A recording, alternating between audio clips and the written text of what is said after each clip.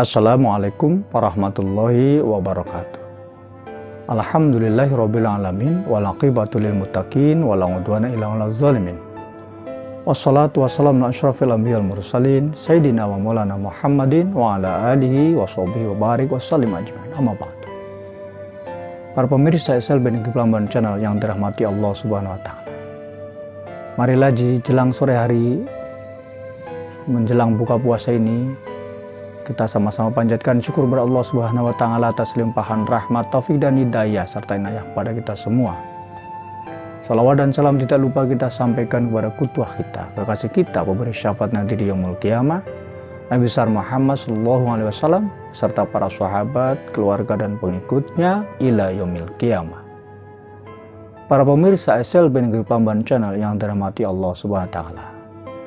Di sore hari jelang buka puasa ini, mari kita membahas satu pertanyaan yang sering muncul ketika datang bulan Ramadan. Apa itu pertanyaannya? Pertanyaannya adalah, kenapa di bulan Ramadan masih ada orang yang tidak berpuasa? Bahkan ada yang minum minuman keras.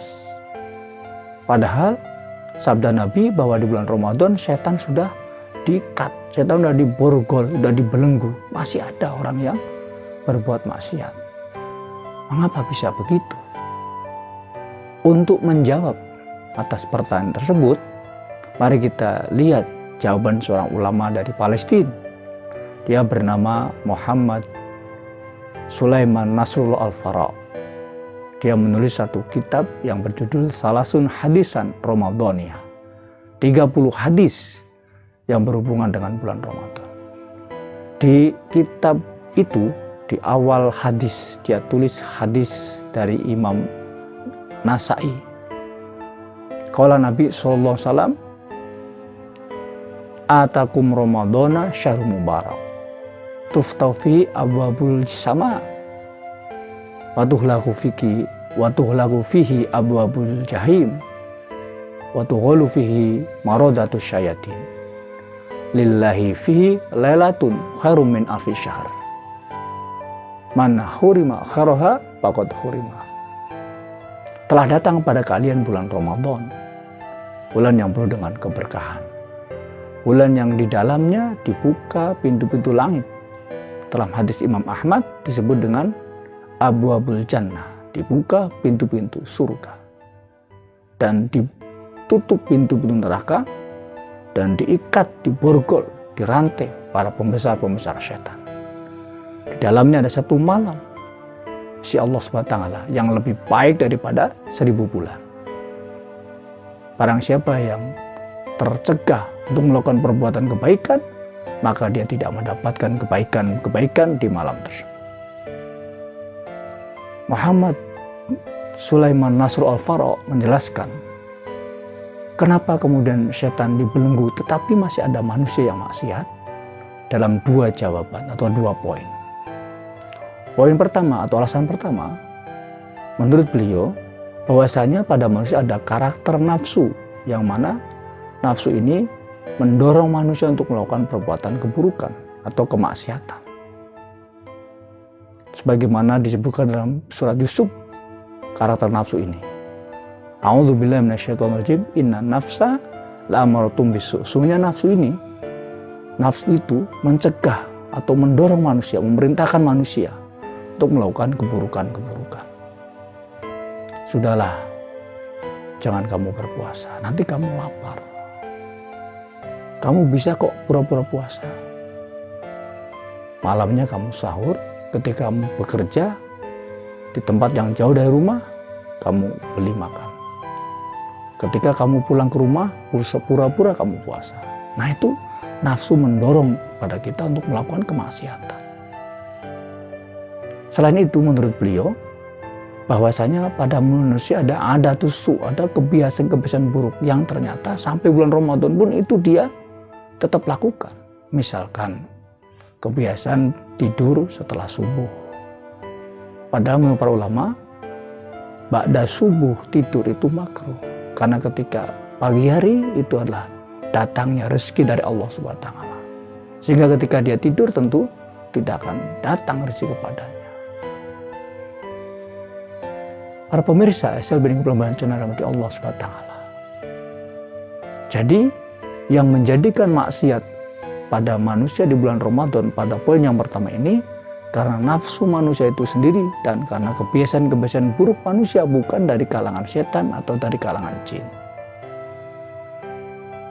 Kemudian jawaban yang kedua, dalam hadis tersebut disebutkan watu ghulufi marodatu syayatin, dan dibelenggu, diborgol, diikat para pembesar setan, komandan setan. Sedangkan tentaranya, prajuritnya itu tidak dibelenggu menurut beliau. Sehingga tentaranya itu masih bebas berkeliaran menggoda manusia, memberikan tazyin wa tahrid, memberikan hiasan-hiasan seolah-olah perbuatan yang buruk itu baik. Coba kamu gak usah sholat, karena sholat itu kamu 5 waktu sholat gak dapat uang. Coba kamu keluar bekerja, tinggalkan sholat, nanti kamu dapat duit, dapat uang yang banyak. Nah, itu adalah perbuatan setan menghiasi kepada kita perbuatan-perbuatan yang buruk seolah-olah itu baik, dan kemudian memburukkan perbuatan yang baik seolah-olah itu buruk. Sholat itu kamu telah capek, sholat itu kamu ya menjadikan kamu ini capek, lelah, masa tiap hari sholat, udahlah nggak usah sholat. Itulah godaan-godaan setan yang terus-menerus menghasut kita dan menghiasi daripada kita, sehingga kita kemudian ya tertutup mata kita, seolah-olah perbuatan yang buruk itu seolah-olah itu adalah perbuatan yang baik. Naudzubillah, summa naudzubillah. Nah, karena dua hal inilah, pertama itu karena memang ada nafsu pada diri manusia, dan yang kedua karena ada setan-setan kecil yang masih menggoda kepada kita, sehingga kemudian ada sebagian manusia yang tetap dengan kemaksiatannya. Mudah-mudahan kita bisa menghindari, mencegah, mengendalikan nafsu kita, sebagaimana hadis Rasulullah, qala Nabi sallam, la yu'minu ahadukum hatta yakuna hawahu taban lima ji'tu bihi. Tidak sempurna iman kalian sehingga tunduk hawa nafsu kita dengan apa yang Allah turunkan, yaitu Al-Quran dan Sunnah. Kita harus mendahulukan ketaatan kepada Allah daripada hawa nafsu kita. Maka itulah orang-orang yang sempurna imannya. Dan tentunya kita juga bisa mengalahkan daripada godaan-godaan setan. Kita harus yakini bahwasanya setan itu adalah aduwwum mubin. Setan itu adalah musuh yang nyata kepada kita.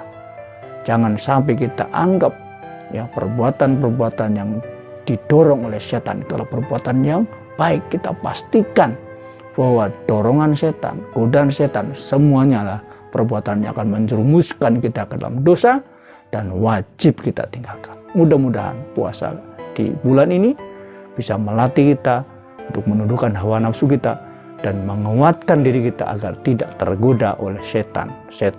Amin. Amin ya rabbal alamin. Assalamualaikum warahmatullahi wabarakatuh.